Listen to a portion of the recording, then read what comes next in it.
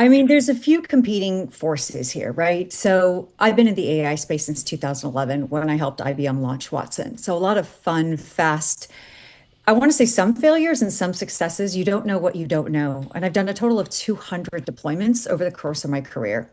And it's interesting to see what's happening right now. And I think for the first time in history, we are being told to go run with scissors without the proper governance and security measures in place, without a real understanding of the implications to society, same way that social media was released and scrolling was released, only to understand the implications 5, 6 years later. But since I've been in the space of deployment, meaning I'm not an academic, I'm not a techie, I'm not a researcher, my job has always been to build and deploy AI capabilities at scale. There's a few things, I won't lie, that I'm a little bit concerned with.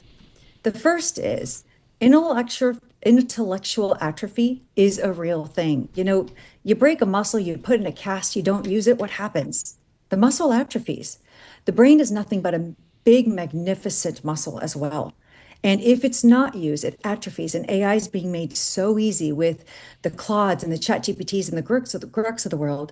Everything is one prompt away. That what I have noticed over the course of my 16 years of deployment is folks are starting to erode their ability to think critically, think deeply, to discern and to judge, because it's so easy to copy and paste the answers because the language in which it communicates to us is so sophisticated. So I'm going around and teaching boards and executives and companies and enterprises that whatever you do, there is a way to benefit both your business growth and the strength of your workforce. But the first thing you have to look at is AI eroding your capabilities or strengthening them. I got And no 14 questions. I mean, I'm telling you, we this got to is go for like 3 hours. fascinating stuff. Alexis, and this is such a great perspective that you're bringing to the AI conversation, because I guess what's the number one thing companies are getting wrong when they are trying to adopt AI? And what are they getting wrong in terms of AI and their workforce? So there's a few things. We are chasing efficiency and productivity. And I'm retraining enterprises of, well, so what if you do more of the wrong things? You're technically productive. What we should be doing is measuring other metrics and KPIs that matter. Effectiveness. Were we more effective in consumer acquisition? Were we more effective in building that trust? Were we more effective in conversion and conversation? Is our business growing? Because overall, we have created force multipliers within our processes and our people. But we are not measuring what have we prevented? What have we predicted? How much more effective are we as an organization? We're just chasing efficiency and productivity. And unfortunately, because we're chasing that, Right. the translation is I'm more efficient, therefore I can cut staff and I'm going to increase a few basis points in my OpEx because that's my largest line item in my P&L. But that's very, very short-sighted. The goal of artificial intelligence, when we released it to the market, was to amplify human beings, not erode or displace them. Right. The goal is to accelerate what they do and be more effective I know. for you. You sound like a TV commercial during the Super Bowl. Let's cut to the chase. All right, You're out at Pepperdine. Saul hasn't seen snow in like 14 years. Don't discount a New Yorker. Come on now. Saul Rashidi, let's cut to the chase. Every single company's out there going, AI is going to allow us to cut costs. Let's ex ante get out in front of it, and we'll see what happens afterwards. How predominant is that theory in the C-suite that we're going to cut costs now before AI clicks in efficaciously?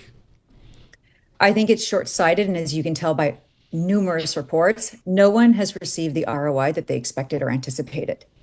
Because you can't do more with less. The name of the game is, and the pressures that we have as business owners and as founders and a CEO is we have to exponentially grow, not linearly grow or stay stagnant. So if your goal is to stay stagnant, of course, you can be more efficient. And I would say do it with less headcount. But no one's goal is to stay stagnant, nor is it to incrementally grow. We all have pressures to exponentially grow. Okay, so if it's an elite world, and the elites are in a log basis growing exponentially, do we leave behind a static America that's not enjoying Saul Rashidi's world? I think that's where we have to all unite and collectively come together and start leveraging these amazing capabilities and start asking the tough questions around trust and the future of our youth, the future of early career adults. I'm advocating there are going to be reorgs, there are going to be rifts, and anyone who's relevant in the digital transformation will be relevant as a result of the impact of AI. There's no doubt about it. And I would also say we are moving into an age where everyone is saying new jobs are being created. Yeah, but those new jobs require an element of technical competency.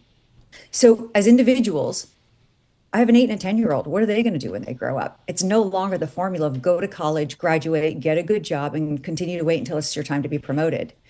You have no choice but to be technically proficient. It doesn't mean you have to code because the way we're going, you actually don't need to code, but at least technically proficient and understand how to integrate these capabilities with your domain of expertise, whether it's procurement or supply Right. chain or FP&A, whatever it may Yeah. be, or you go down the hardcore infrastructure route, energy, electricity, telco, data centers, material sciences. But regardless, we as a society have started to numb out as a result of the ease of use of the technology. But no matter where you stand, Yeah, I either see. as a human and expert, Yeah. you have to double Uh, down on critical thinking, Alexis, get one discernment, and more in here, judgment. but this whole numb out thing, that's my new phrase. Numb out. Numb out. People using AI is they're numbing out. I've talked to Joe Weisenthal They are about numbing this. out. It's interesting. I just want to talk for a minute about, the pace, this torrid pace of the AI adoption, the data center building. It's all happening without governance. Governance. Correct. When is that going to kick in? Well, that's what we're diligently working behind the scenes. And we're really good at sweeping the negative narratives and the whoopsies and the mistakes and the data leakages under the rug, because quite frankly, there's just a lot of money in this ecosystem, and that's just bad business. So what we are trying to do is retrain. You have to use AI native capabilities to combat the agitation that AI has created in governance and security. Things that were once CISO words, Chief Information Security Officer words, like data classification, DLP, like those have to become ubiquitous. Governance programs, the way we used to run them 10 years ago, they have to catch up and be modernized and leverage these capabilities. You have to know how your data is being used at all points and corners, because you can't catch up and cut off access. You have to know how Right. it's erroneously being used every second of the day.